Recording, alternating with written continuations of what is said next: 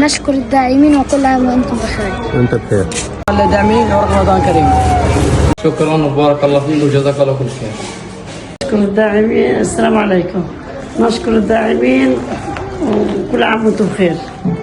ومن يتق الله يجعل له مخرجا ويرزقه من حيث لا يحتسب ومن يتوكل على الله فهو حسبه إن الله بالغ أمره قد جعل الله لكل شيء قدرا.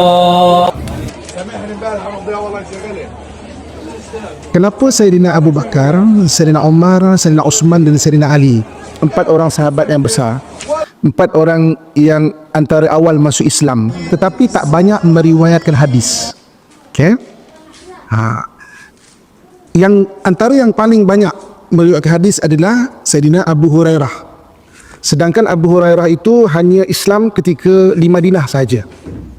Tapi kenapa yang awal, Sayyidina Abu Bakar, Sayyidina Umar, Sayyidina Osman, Sayyidina Ali ni, itu orang yang awal masuk Islam dan banyak memang selalu bersama Nabi, tapi tak banyak meriwayatkan hadis. Ketika Nabi SAW berhijrah daripada Mekah pergi ke Madinah, okay, Nabi membentuk 8 golongan yang akan membahu ummah. Jadi ummah Islamiah ni dia didukung oleh 8 golongan. Pertama adalah kebijaksanaan para pemimpin. Yang kedua, ilmu para ulama. Yang ketiga adalah peluh para amilin. Amilin ni maknanya pekerja yang bangunkan pendidikan Islam, kesinan Islam dan sebagainya, bidang-bidang fardu kifayah. Peluh para amilin dia panggil.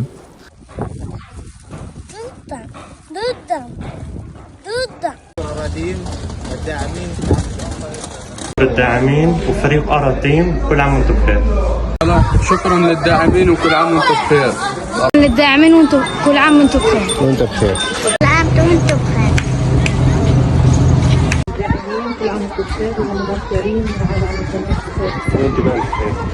شكرا للداعمين وكل عام وانتم بخير.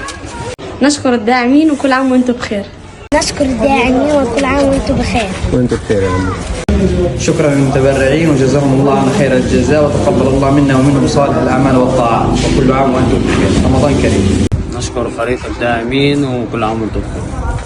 من لا يشكر الناس لا يشكر الله. نتقدم بالشكر إلى مؤسسة أراتين وإن شاء الله يعني يكون في ميزان حسنات. Yang keempat, ummah Islamiah didukung oleh darah para syuhada. Yang kelima, ummah Islamiah itu didukung oleh doa para solihin, orang-orang soleh yang mendoakan. Yang keenam, ummah Islamiah didukung oleh kehebatan para da'i ini pendakwah. Yang ketujuh, ummah Islamiah didukung oleh harta orang-orang kaya, harta para aghnia. Dan yang ke-8, ummah Islamiah ni didukung oleh rahim wanita yang solehah.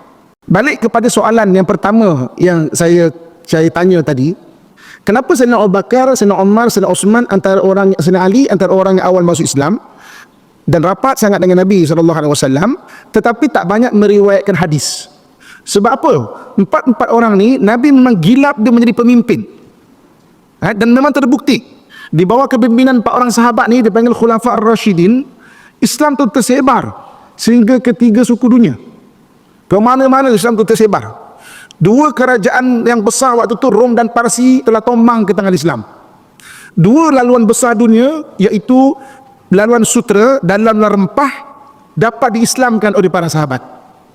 Laluan sutera ni, 2 laluan sutera ni dia bermula dengan China. Kalau sekarang Xi'an melalui Afghanistan, melalui Bukhara, Samarkand, Khiva, pecah pada 2, Rom dan juga Parsi.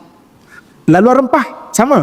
Laluan rempah ni daripada Guangzhou melalui semenanjung tanah Melayu, okey, pergi ke Goa India, pecah pada 2, Rom dan juga Parsi.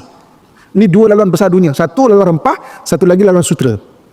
Jadi di tangan Sayyidina Abu Bakar, Umar, Utsman, Sayyidina Ali, empat ni maknanya dapat mengislamkan, maknanya dunia ni dapat dislamkan dengan sangat hebat. Golongan kedua adalah ilmu para ulama. Jadi ada orang yang Nabi gilap dia menjadi ulama. Antaranya tadi iaitu Sayyidina Abu Hurairah. Abu Hurairah watak dia memang ulama. Walaupun dia bersama Nabi tak banyak tahun, di Islam di Madinah saja, tapi watak dia ulama, Nabi gilap dia jadi ulama. Ada satu orang sahabat kecil, anaknya Sayyidina Umar, namanya Abdullah bin Umar. Abdullah bin Umar ni, tuan-tuan sekalian, dia pernah nak ikut perang, Nabi tak bagi. Umurnya 16 tahun waktu tu. Menangis dia. Bagi tu bapak dia, beritahu ayah dia. Ayah dia Sayyidina Umar pujuk Nabi, biarlah anakku tu dah besar, bagilah dia ikut perang. Akhirnya Nabi kata, okeylah, bolehlah. Tapi dengan syarat, duduk belakang dengan orang perempuan, rawat orang luka. Tapi kawan dia, Usamah bin Zaid 17 tahun berada di barisan hadapan peperangan. Sebab apa? Ibnu Umar, Nabi memang gilap dia jadi ulama. Dia ada watak ulama. Okey. Peluh para amilin. Amilin ni pekerja yang bangunkan fardu kifayah dalam Islam. Antaranya apa? Antaranya Sayyidina Hasan bin Sabit. Sayyidina Hasan bin Sabit ni, dia ditugaskan oleh Nabi untuk mengajar anak-anak orang Islam membaca dan menulis. Sampai pernah lah anak-anak sahabat ni, dia macam ni bahasa nak senang faham, macam kecil hati lah. Bukan macam tu tau, tapi bahasa nak senang faham. Dia kata apa? Dia kata, ayah kami syahid dekat Rom. Ayah kami syahid dekat Parsi. Bapak dia beritahu ayah dia. Ayah dia Sayyidina Umar pujuk Nabi, biarlah anakku tu dah besar, bagilah dia ikut perang. Akhirnya Nabi kata, okeylah, bolehlah. Tapi dengan syarat, duduk belakang dengan orang perempuan, rawat orang luka. Tapi kawan dia, Usamah bin Zaid 17 tahun berada di barisan hadapan peperangan. Sebab apa? Ibnu Umar, Nabi memang gilap dia jadi ulama. Dia ada watak ulama. Okey. Peluh para amilin. Amilin ni pekerja yang bangunkan fardu kifayah dalam Islam. Antaranya apa? Antaranya Sayyidina Hasan bin Sabit. Sayyidina Hasan bin Sabit ni, dia ditugaskan oleh Nabi untuk mengajar anak-anak orang Islam membaca dan menulis. Sampai pernah lah anak-anak sahabat ni, dia macam ni bahasa nak senang faham, macam kecil hati lah. Bukan macam tu tau, tapi bahasa nak senang faham. Dia kata apa? Dia kata, ayah kami syahid dekat Rom. Ayah kami syahid dekat Parsi. Pakcik Hasan ni kerja bersyair dekat Madinahnya. Sahabat lain yang dengar, panggil. Dia kata, ni Pakcik Hasan ni ditugaskan untuk membangunkan, majak anak-anak orang Islam membaca dan menulis. Sebab dia golongan ketiga. Dia membangunkan fardu kifayah. Dia tak pergi berperang sampai ke sana kemari dan sebagainya. Sebab dia golongan ketiga, peluh para amilin. Golongan keempat, darah para syuhada. Oh, ini kita boleh dengar nama-nama seperti Sayyidina Khalid ibn Walid. Ketika orang memandikan jenazah dia, di depan badan ni penuh calitan-calitan pedang, tombak. Di belakang ni tak ada. Sebab memang dia pergi ke depan terus nak mati syahid, tapi tak direzekikan dia mati syahid. Tapi badan luka-luka dia penuh ni. Khalid ibn Walid. Kita dengar apa nama Sayyidina Muthanna yang mengislamkan Parsi contohnya.